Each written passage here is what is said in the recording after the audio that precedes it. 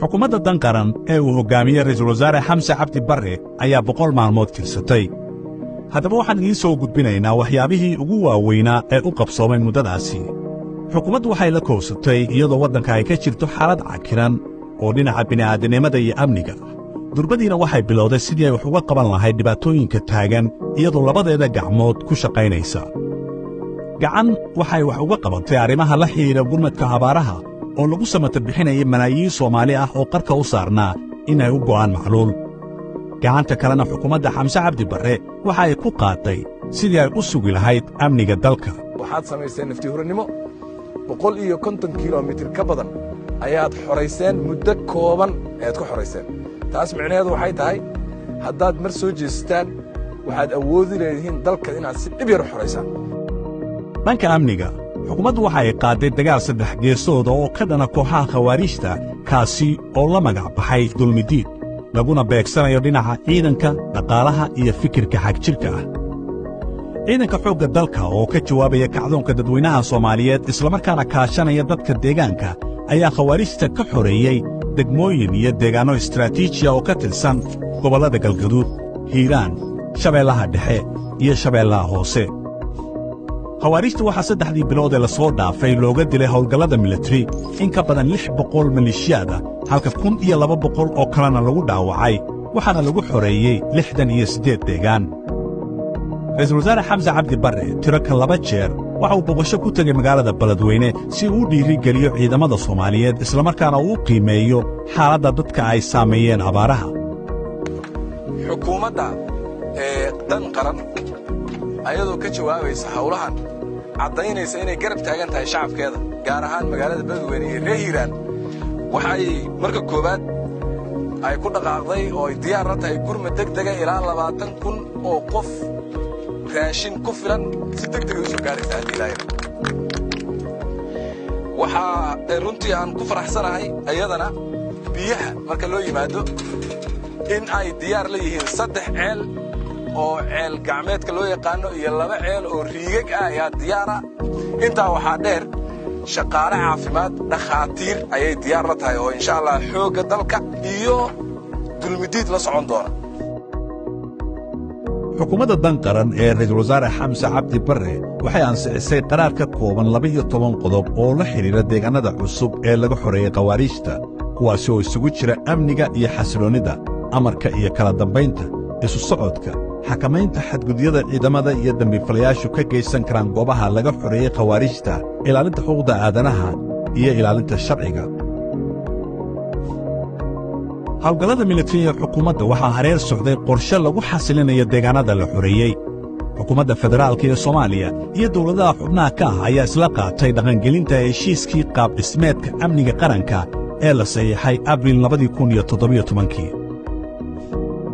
xukuumaddu waxay xoojisay doorka wacyigelinta warbaahinta qaran ee la dagaalanka argagixisada iyadoo bulshada Soomaaliyeed ku dhiirigelisay inay qayb ka noqdaan dagaalka dib u xoraynta. dhanka kalena waxay xayiraad saartay barihii bulshada iyo websaydyadii loo adeegsanayay in lagu marin habaabiyo dadweynaha. xukuumadda ra'iisul wasaare xamse cabdi barre waxa markii ugu horraysay ay ku guulaysatay midaynta aragtida culimmada Soomaaliyeed ee ku aadan fikradaha xagjirka taasi oo keentay inay soo saaraan fatwo kooxdaasi al-shabaab iyo wixii la halmaala loogu astaynaya inay yihiin khawaariij waajib ay tahay in lala dagaalo. xukuumaddu waxa ay burburisay maxkamad beenaadkii ay khawaariijtu ku baadi jirtay shacabka Soomaaliyeed waxayna dadweynaha uga digtay in aan adeeg garsoora loo doonan karin kooxahaasi. xukuumadda dan qaran waxay go'aamo cadcad ay ka soo saartay ganacsatada sida cabsigelinta ay khawaariijtu uga qaadi jireen lacagaha baadda. qolaalka Soomaaliyeed ee lagu laayay qaraxyada maalka lagu soo gaday waa kaagii dambiil aad tahay meeshaad qiyaamo gelin adiga wixii hadda ka dambeeyana dulqaadkaas waa dhammaaday. marka dadku waa inay walaalaha iyagoo sharaf leh waa inaysan xoolahooda cadaab ku gadanin.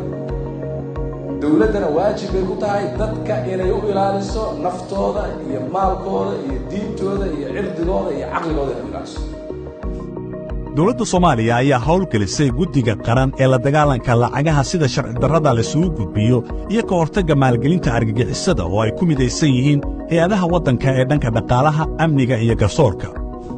ciidanka Soomaaliyeed kasoo dagaalka waxay qayb ka qaateen gurmadka loo fidinayo shacabka deegaanada laga saaray cadowga si loo yareeyo saamaynta xaaladaha bini'aadanimo ay ku yeesheen bulshooyinka deegaanka. xukuumadda federaalku waxay meel marisay heshiiskii caafimaadka ee ciidamada xoogga dalka Soomaaliya iyo dawladda Turkiga kaas oo kaabi doona baahida caafimaad ee ciidanka xoogga dalka. xukuumaddu waxa sidoo kale ay sare u qaaday tayada iyo tirada ciidamada xoogga dalka sida isku dhafka iyo qorista ciidamo cusub oo laga keenay degmooyinka dalka. xukuumaddu waxay heshiisyo isfahama la gashay dalalka Jabuuti, Uganda, Suudaan, Masar, Maraykanka, Talyaaniga iyo Britain kuwaasi oo ku saabsan iskaashi difaac oo dalka ahmiyad gaara u leh. xukuumadda dan qaran ee ra'iisul wasaare Xamse waxa sidoo kale ay wax ka qabatay arrimaha bulshada oo ay ugu horrayso gurmadka abaaraha ku habsaday dalka si looga hawlgalo la tacaalida abaaraha waxaana la go'aamiyey arrimaha soo socda. kow waxaa la ansixiyey dib u hawlgelinta hay-adda maaraynta musiibooyinka Soomaaliyeed. laba waxaa la ansixiyey maamulkii hay-addaas. hay-adda maaraynta iyo musiibooyinka waa hay-ad sharci ah oo u xilsaaran fulinta gurmadka abaaraha. saddex waxaan magacaabay guddi qaran oo ka kooban wasiirro xukuumadda ka tirsan, culimmada Soomaaliyeed, rugta ganacsiga iyo bulshada rayidka ah.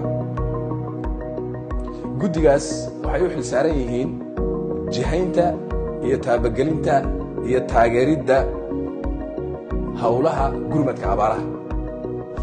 xukuumaddu waxay dib u howlgelisay hay-adda maaraynta masiibooyinka ee Sodma taasi oo durbadiiba bilowday in gurmad degdega oo isugu jira cunto iyo daawooyin loo fidiyo dadka tabaalaysan. golaha wasiirada xukuumadda ayaa ku yaboohay in bil walba 20% mushaaraadkooda ay u jiraan si loo samata bixiyo dadka tabaalaysan. xukuumaddu waxa ay shir isugu keentay dawladaha deeqda bixiya iyo hay-adaha samafalka si loola wadaago xogo muhiima oo la xidhiidha xaaladaha bini'aadanimo ee jira islamarkaana farta loogu fiiqo dhinacyada ay tahay in mudnaan gaara la siiyo.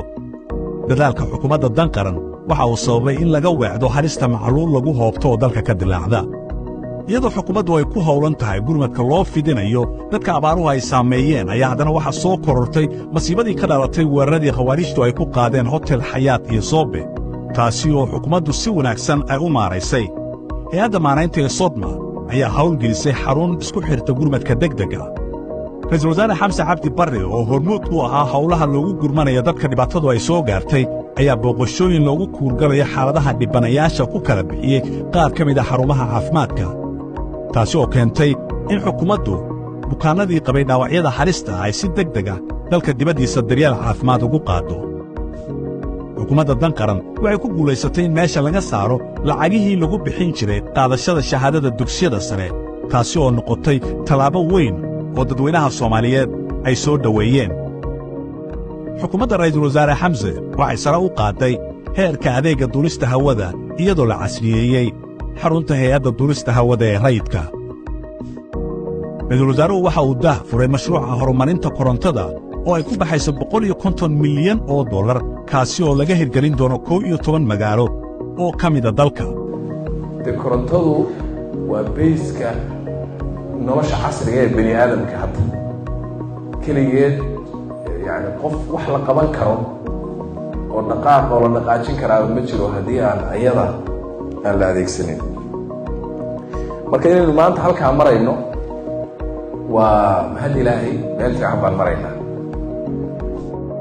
si wax looga qabto saamaynta isbeddelka cimilada ay ku yeelatay waddanka xukuumaddu waxay dejisay qorshaha cagaarinta iyadoo ku dhawaaqday beeritaanka 10 milyan oo geed. xukuumaddu waxay sare u qaaday wacyigelinta dhallinyarada Soomaaliyeed ee ku aadan doorkooda dib u xoraynta iyo xasilinta dalka.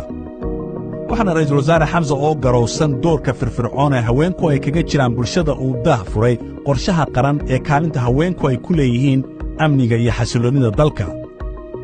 xukuumadda dan qaran waxay dardargelisay dadaalka loogu jiro in dalka looga cafiyo deymaha ku raagay waxaana wadahadallo heer sare ah xukuumaddu ay la yeelatay Bangiga Adduunka iyo hay-adda IMF kuwaasi oo lagu ansixiyey qiimayntii afraad ee shuruudaha dayn cafinta oo Soomaaliya ay qarka u saaran tahay xilligii ay soo gabagabayn lahayd. dhanka kale xukuumadda Soomaaliya waxay dib u eegis iyo dhaqangelin ku samaysay heshiiska soo saarista shidaalka. ra'iisul wasaare Xamse waxa uu xarigga ka jaray xarunta dhexe ee hay'adda socdaalka iyo jinsiyadaha oo uu sheegay in kaalin weyn ay ka qaadan doonto horumarka waddanka. si loo dhiirigeliyo maalgashiga dalka islamarkaana sare loogu qaado fursadaha shaqo abuurka, xukuumaddu waxay ruqsado ay ku hawlgalaan siisay bangiyo caalami ah. xukuumadda dan qaran waxay meel marisay ku talagalka miisaaniyadda sannadka 2023 oo ku dhow $1 bilyan oo dollar. iyadoo laga duulayo aragtida madaxweynaha ee Soomaaliya heshiisa, xukuumadda dan qaran waxay ka shaqaysay oo ku guulaysatay xasilooni siyaasadeed iyo jawi isfahama oo ay ka dhex abuurtay dawladda federaalka iyo dawlad goboleedyada, kuwaasi oo shirar joogto ah yeesha islamarkaana dejiyey qorshe hawleed iyo go'aamo midaysan oo xoogga saaraya arrimaha horqabadka u leh dawladda. xukuumaddu waxaa dhinaca cadaaladda ay ka qabatay arrimo door ah oo wax ka taraya soo celinta kalsoonida shacabku ay ku qabaan garsoorka dalka. waxaa sidoo kale xukuumaddu ay xaqiijisay xoojinta xiriirka diblomaasi ee kala dhexeeya dalalka deriska iyo dunida inteeda kale, taasi oo ka tarjumaysa hadafka madaxweynaha ee ku salaysan hiigsiga Soomaaliya heshiis la ah dunida.